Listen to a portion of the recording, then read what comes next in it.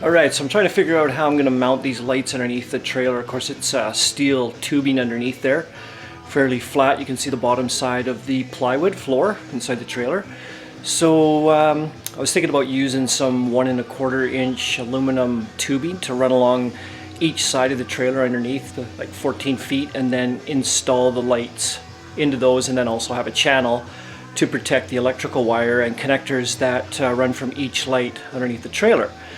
But aluminum channel is kind of expensive, so I figured why spend $150, $200 on aluminum square tubing. I've got a bunch of copper left over from a project several years ago. Probably never going to use it, so that copper is just sitting here collecting dust. So I'm going to take that, and I figure I don't have a vise, so this is my homemade workbench vise, and I'm going to cut 4-inch lengths, and these little lights actually fit in, compression fit perfectly, like plug right in. I maybe put a little bit of glue on them to hold them in place, something like maybe some shoe glue, something like that. Anyways, so I'll cut those in, and then I'll make a flange off of that, a screwing flange, and set them up that way. Then it's nice, cheap, save myself maybe 150 bucks in aluminum. All right, let's work on that. Okay, so what I've decided to do here is I'm going to use my 3/4 inch copper that I have left over from a project that I worked on years ago. So rather than going out and spending a couple $100 on aluminum channel, I'm just going to reuse this copper. I know some people might be saying, man, that's expensive, copper per foot now.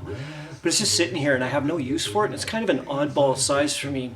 I'd installed some really expensive, high-profile gas appliances in North Vancouver several years ago, and the BTU load required that we use this 3/4 inch pipe. I normally use 5/8 copper for all my gas projects, so anyways, this is just sitting here. I might as well use it up. So I'm going to cut this stuff to 4-inch lengths, and I'm going to take these little lights, and they actually fit, compression fit perfectly inside of the copper. So I'm going to cut the length to 4 inches. I'm going to cut an 1.5 inch slot to use as a screwing flange underneath, and then I'll drill holes in the tube underneath of the trailer and connect all of the wires that way. So it should be a pretty simple, pretty cost-effective way to install these lights. So anyways, I know my camera is set up here, I think, to capture it. I don't know if my audio is very good though, so maybe I'll do a voiceover later on. So anyways, tag along, watch what I do. I don't have a vise, so I got to use clamps here, so bear with me as I fiddle around here a bit.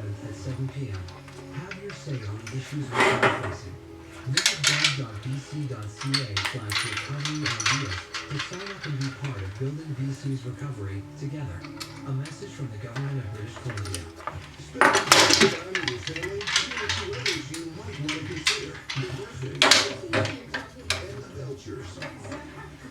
Otherwise known as Family Guy and Podcast on City TV now. Two hilarious families that might just help you stay indoors with your own. Can't believe you invited the whole family. Family Guy and Bob's Burgers. You can't choose your family, but you can choose the families you binge. Watch anytime, on demand, on the app, or at City TV now.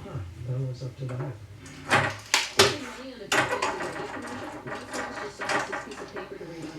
Here it goes. Right now, all stores are open every day, 8 a.m. until 9 p.m. And all checkout lanes are open Thursday to Sunday, 8 until 6.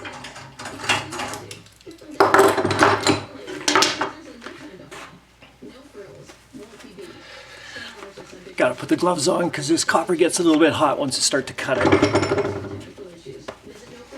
So as far as tools, what I've got here that I'm using is obviously I'm going to need to file it down afterwards, so take all the sharp burrs off so you don't cut yourself. So I've got some files. Obviously I've got my little 12-volt blue lights, pipe cutter. So I use the pipe cutter to score at the 1.5 inch mark. That just tells me where I'm going to cut it to with my fine oscillating tool. And I've got a rigid pipe flaring tool, so that'll just take the edge off where I install the little light. And of course, wire strippers, best wire strippers in the world, Klein. These things are absolutely incredible to catapult. So if If you do any electrical work and you want some good cutters and some strippers, these are the best in the world. And a little bit of plumbers. This is like shoe goo. I'll put this in at the end, and this will help keep the light inside the copper forever. All right, let's go.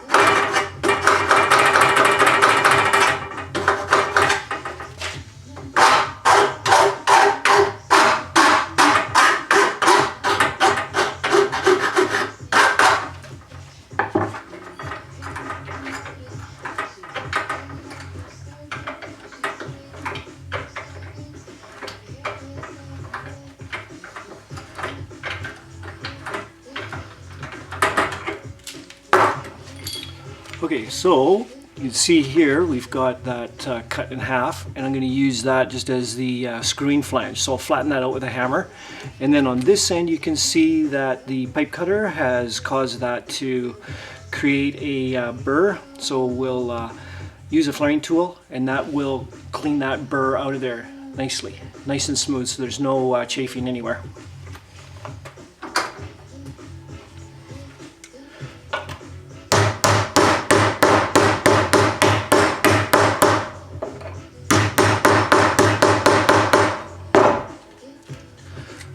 There we go. Okay, so that's the flattened out part, so that will screw to the square tube.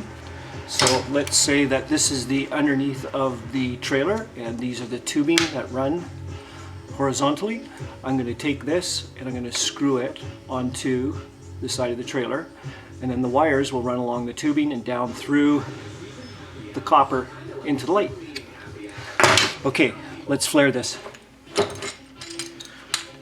So all I want to do is just a slight flare, not a big one. I just want to do just a tiny, tiny little one. So just to relieve that edge so that it's not as sharp. So if you can see there, that's how much I'm taking off.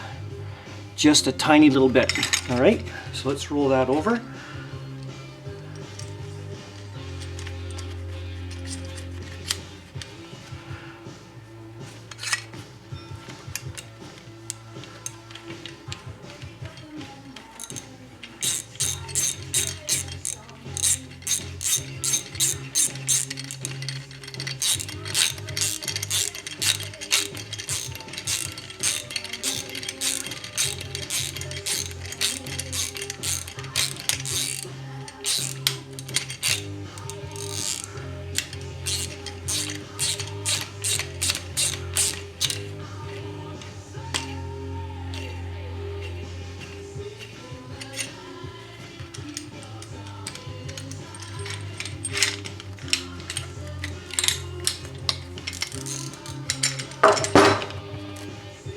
Okay, that's what it looks like now that it's flared out. So we've got all the filing done off of the edges, so there's nothing sharp there left.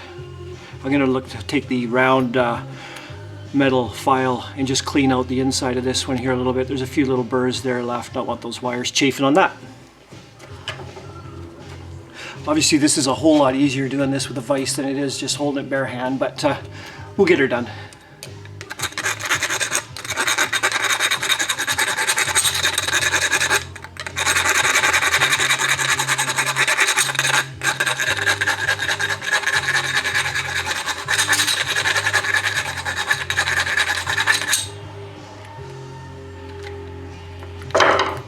Okay, that's a lot better now. That works out perfect.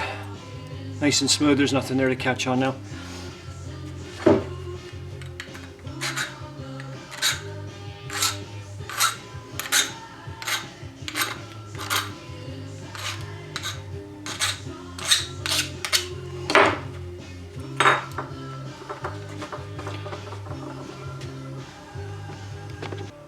Okay, so I just put a little bit of shoe goo around the edges there, so I'll press that in now, wipe off the excess, let it dry, and that'll be perfect seal. Push that down in there like that, excess squeezes out, and we'll just wipe that off.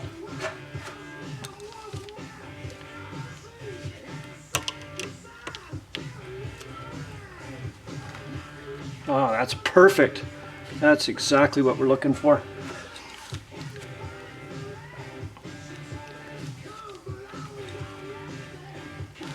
All right, so there we go. There's one unit down. That's what it looks like with the screw-in flange. Okay, well, I got 9 more to go. I won't bore you with the monotony of making each one. I'll catch you on the other end when these are all done and we're ready to start mounting them to the frame. Alright guys, there those 10 lights are housed inside the 3/4 inch copper now. Everything's deburred. Got the 1.5 inch screwing flange on there. I'll pre-drill all of those, and I think what I'll do is even put some tape on the wire leads coming out so that they don't vibrate around and cause any potential chafing problems there. Alright guys, well there might not be enough light under here to see, but anyways, I'm underneath my trailer here installing those lights. So I've got 6 installed so far. You can see the copper tubes hanging down just a little bit off of the frame by about maybe 2 inches there. This one I had to bend forward just a little bit because I wanted to clear the shackle.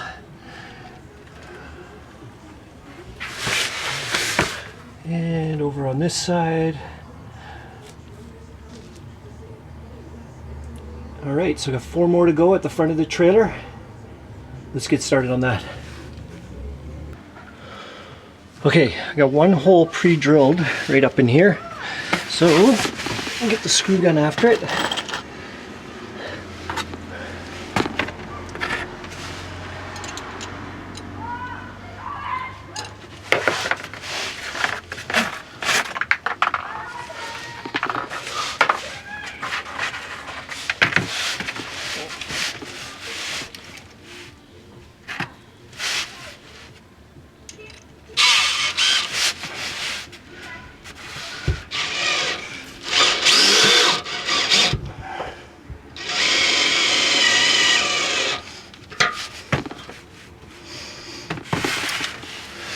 Okay.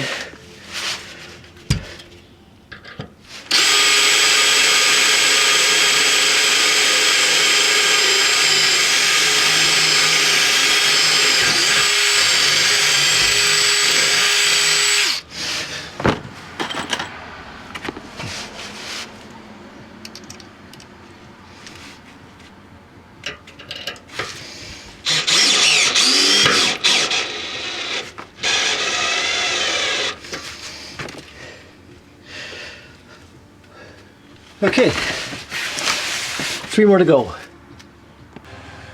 Alright guys, well that took a few hours, but I got her all done. So I got the ground fixed on the tail lights as well, and got the blue lights underneath. They look pretty good, so I'll come back and take another picture of the ground effects lights later on once the light's gone down. But here's what it looks like quickly underneath. I've still got to clip up the cables that I ran, the new wires. There's 5 down each side. Turned out really good.